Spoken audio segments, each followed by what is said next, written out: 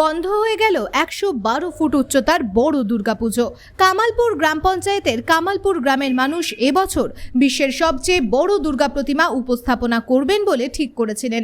তাদের দাবি, এই পুজো করতে গিয়ে প্রশাসনের অসহযোগিতার কারণে কামালপুর অভিযান সংঘ এবছর তাদের দুর্গাপুজোই বন্ধ করে দিলেন। তারা ভেবেছিলেন আদালতে গিয়ে হয়তো মিলবে সুরাহা, কিন্তু বারবার আদালতের তারিখ নির্ধারিত হওয়ায় প্রচুর অর্থ তাদের খরচ হচ্ছে, যা গ্রামবাসীদের পক্ষে দেওয়া সম্ভব নয়। তাই তারা সিদ্ধান্ত নেন তাদের এলাকায় দুর্গাপুজো বন্ধের। বন্ধ করে দিলেন? কেন বন্ধ করে দিলেন? টোটালি প্রশাসনিক অসহযোগিতা, যার জন্য পুজো বন্ধ হয়ে গেল। এই যে এতদিন ধরে লড়াই করে গেলেন। হ্যাঁ, এখন আর লড়াই করে ক্লান্ত, লড়াই করে আর পারা যাচ্ছে না, যার জন্য টোটাল পুজো বন্ধ হয়ে গেছে। তাহলে কী করবেন? গ্রামে কি আর কোনো পুজো করবেন না? না, প্রশাসন যেহেতু সহযোগিতা করছে না, ছোটো বড়ো কোনো পুজোই হবে না। মানে এই সিদ্ধান্তটা কেন নিলেন?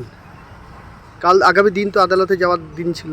অ্যাকচুয়ালি আদালতে গেলে তো 1,25,000 প্রত্যেকদিন লাগছে, প্রত্যেক শুনানিতে। সেক্ষেত্রে যেহেতু গ্রামের সাধারণ মানুষের খেটে খাওয়া টাকা, গ্রামের মানুষ এখন মানে যে পরিমাণ অর্থ খরচ করেছে, এখন আর ওই অর্থ আর জুগিয়ে পড়ছে না, যার জন্যই সমস্যা বা প্রশাসনিক এত অসুবিধার মধ্যে কাজ করার সমস্যা হয়ে যাচ্ছে, যার জন্য টোটাল যাতে আর কোনো নতুন করে কোনো সমস্যার সম্মুখীন না হয়, যার জন্য এই ডিসিশন নিয়েছে ক্লাব কর্তৃপক্ষ বা এখানে জনগণ।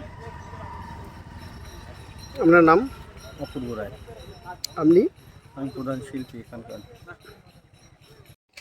আপনারা কী সিদ্ধান্ত নিলেন? আমরা সিদ্ধান্ত নিলাম যে মোটামুটি এই যে বড় পুজোটা করতে যে আমাদের প্রশাসনের সহযোগিতা পাইনি, তা সেই কারণেই আমাদের অভিযান ক্লাবের সঙ্গ থেকে আমাদের গ্রামবাসী, আশেপাশে গ্রামবাসী সবাই বসে একটা সিদ্ধান্ত নিলাম, আমরা এই পুজোটা করব না, কোনো পুজোই করব না, ছোটো বড়ো কোনোটাই আমরা করব না। আজকের থেকে আমাদের বন্ধ হয়ে গেল। মানে কেন এই সিদ্ধান্ত আপনাদের? এখন সিদ্ধান্ত কি? আমাদের টাকা পয়সা কোথায়?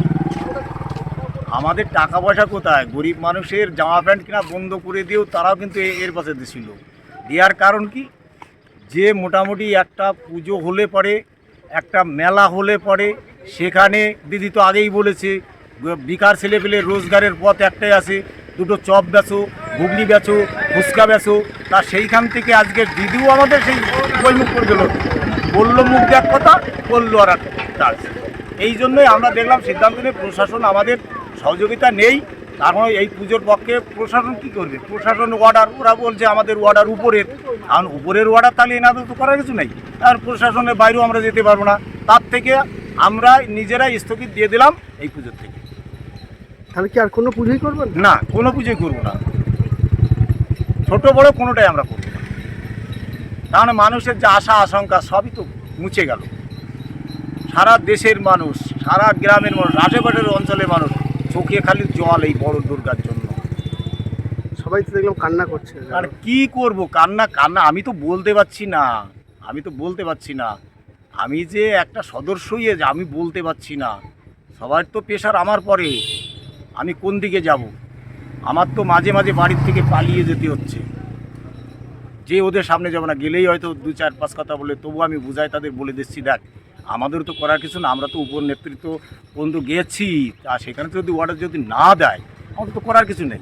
আর প্রশাসন না থাকলে পরে পুজো করা তো সম্ভব না। পাশের থেকে হয়তো একদলা এসে বলতে পারে যে হ্যাঁ আমরা থাকছি, পুজো করে দিচ্ছি, কিন্তু বাবা তোমরা তো জঞ্জালটা বাদিয়ে দিয়ে যাবে, পরে ছাড়াবে কে? ছাড়াতে গেলে কিন্তু আমার এই ক্লাব কর্তৃপক্ষ। সেই জন্য আমরা জোড়হাত করে বলছি আমাদের পুজো এবছর আমাদের এইভাবে স্থগিত। যদি মা দুর্গা যদি কোনো বছর আমাদের এইরকম পারমিশন দিয়ে করাতে দেয় তাহলে করব, এইটুকু অনুরোধ ছাড়া আমাদের আর কিছু নেই। আপনার নাম? আমার নাম শিবাজ বিশ্বাস, ক্লাবের সভাপতি। আমি অভিযান সংঘের আছে সভাপতি, আর তৃণমূলের? তৃণমূলের আছে মেম্বার।